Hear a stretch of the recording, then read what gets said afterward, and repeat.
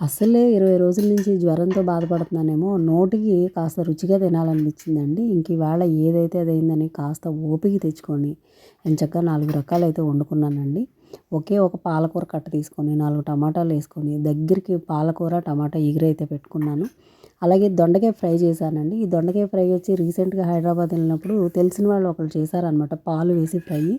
చాలా బాగుంది. అలా చేద్దాం అనుకున్నానండి. నా బ్యాడ్ లక్ ఈరోజు ఇంట్లో పాలు లేవన్నమాట. అందుకనే నార్మల్ ఫ్రై చేస్తాను. ఆ ఫ్రై కర్రీ అయిన తర్వాత కొద్దిగా క్యారెట్ రైస్ చేసుకున్నానండి. అలాగే కొద్దిగా వైట్ రైస్ ఉంది. ఇంకా వీటన్నిటికీ కాంబినేషన్గా నేను నాన్ వెజ్ తినను కాబట్టి నాకైతే టమాటా పచ్చడి ఉందండి. రిత్వి పాప కోసం అయితే ఒక ఆమ్లెట్ వేశాను.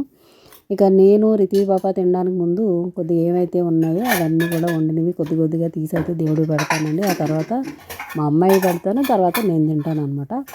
ఇంకా సరిగ్గా చాలా అంటే చాలా ఆకలి మీద ఉండి అట్లా తిందామని క్యారెట్ రైస్ తిన్నానండి ఫస్ట్. అంతే అనమాట. ఇక చూడాలి నా ఫీలింగ్స్. ఏం చేయలేనండి. నేను వండుకున్నదే ఫస్ట్ టైం అలా ఉందన్నమాట. నోట్లోంచి అయితే నీళ్ళు వచ్చేసినాయి నాకు. తినడానికైతే ప్లేటు కలర్ఫుల్గానే ఉంది చూడడానికి. తినడానికైతే అస్సలు బాగాలేదన్నమాట అండి. ఉప్పు లేదు, కారం లేదు, ఏమీ లేదు. కానీ తప్పలేదండి తినడం.